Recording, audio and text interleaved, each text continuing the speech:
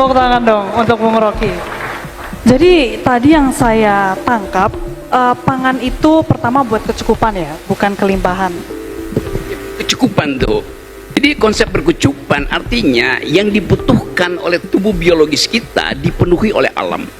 Yang berlebihan itu pasti jadi sampah. Kan itu prinsipnya kan.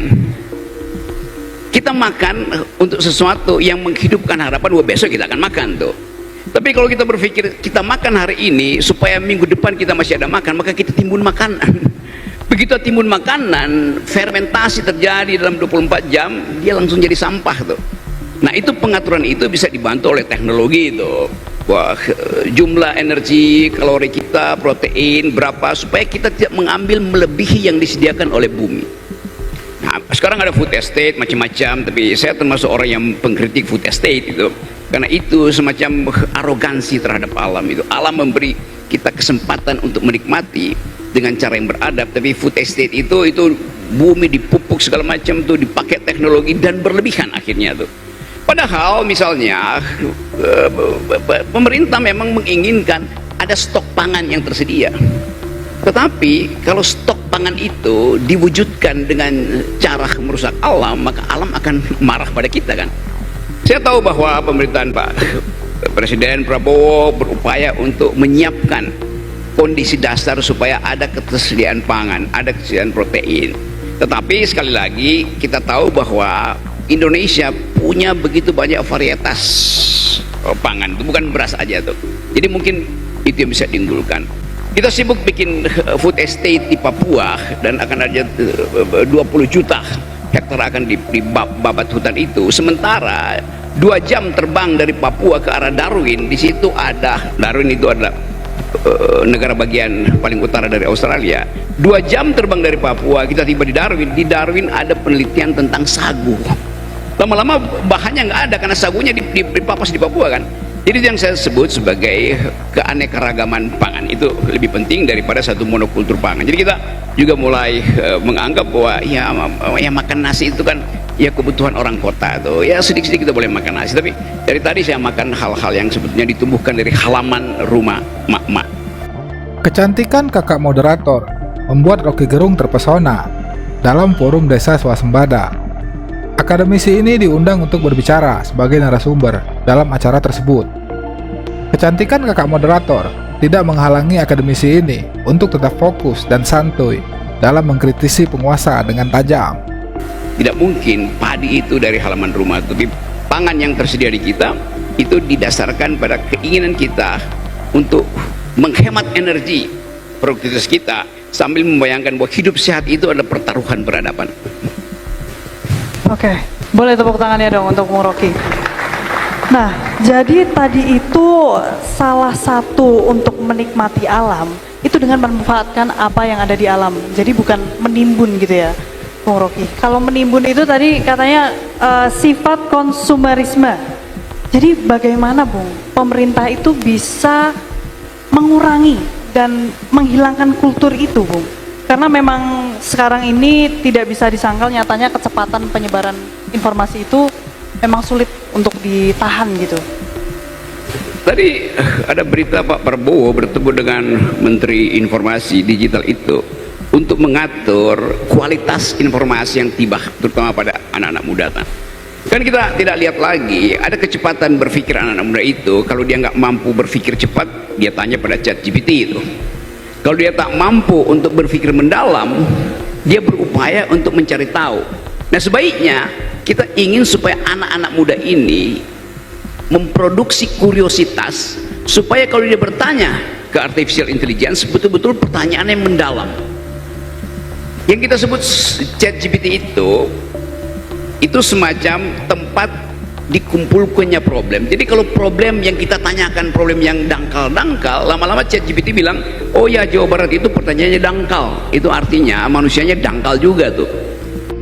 Dalam forum ini, Profesor Akal Sehat Rocky Gerung mengajak generasi muda untuk berpikir kritis dan mempunyai pertanyaan yang tajam, sehingga ChatGPT pun tak bisa menjawabnya. Akademisi ini memang terkenal dengan kecerdasan intelektualnya, namun yang terutama tentu saja soal integritasnya yang tak bisa dibayar dengan apapun.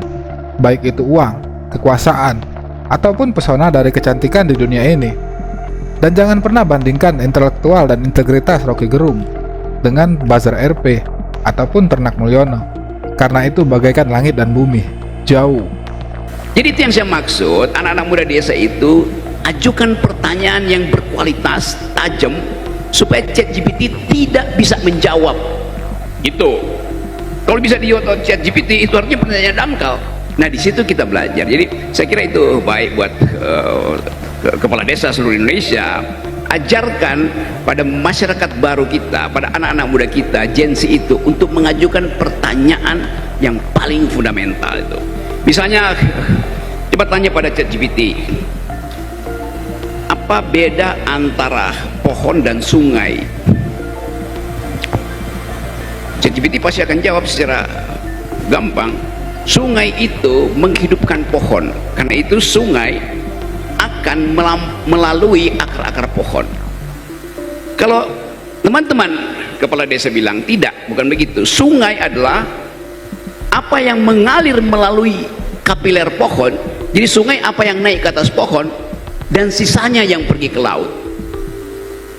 Orang mulai berpikir, mana mungkin sungai bisa naik pohon? Kalau begitu pertanyaannya, kalau tidak ada sungai naik pohon, bagaimana mungkin pohon itu memproduksi karbohidrat, memproduksi karbon dioksida, menyimpan hijau daun? Jadi kita bongkar cara berpikirnya tuh. Demikian juga kalau kita sebut, ada paham kan yang belajar biologi, akar kita itu, akar pohon itu menyerap air. Air yang naik ke atas pohon, tiba di daun oleh matahari, diubah menjadi energi.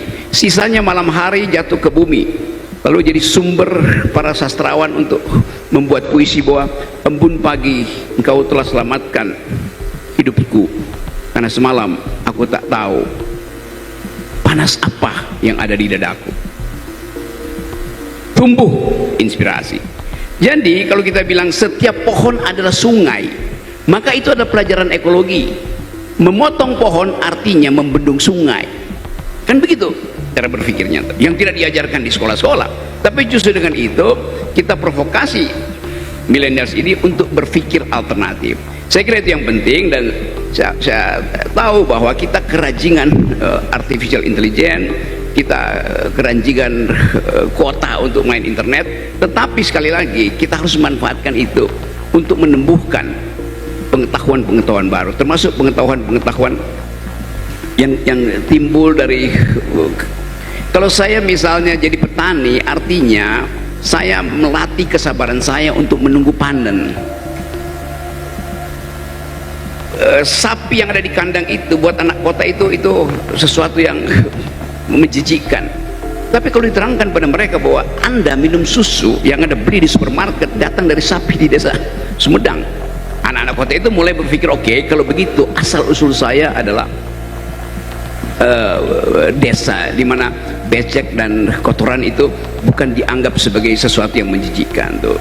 Saya kasih contoh, misalnya satu waktu saya naik ke gunung di Himalaya di ketinggian kira-kira 5.000-6.000 meter. Saya kedinginan dan tidak ada persiapan apapun. Suhu minus 20, kecepatan angin 90 tuh, pasti mati. Kebetulan di sekitar situ ada kandang-kandang sapi itu yang namanya yak, binatang endemi di pergunungan Himalaya. Saya kumpulkan kotoran sapi itu karena saya tahu pengetahuan bahwa kotoran sapi itu adalah biomasa, dia memproduksi panas. Jadi saya kumpulkan aja kotoran sapi, masukin ke tenda, tidur di atas kotoran sapi. Itu cara menyelamatkan hidup. Jadi kotoran itulah yang menyelamatkan saya, bukan kasur yang harganya 60 juta yang jual di mall-mall di Jakarta.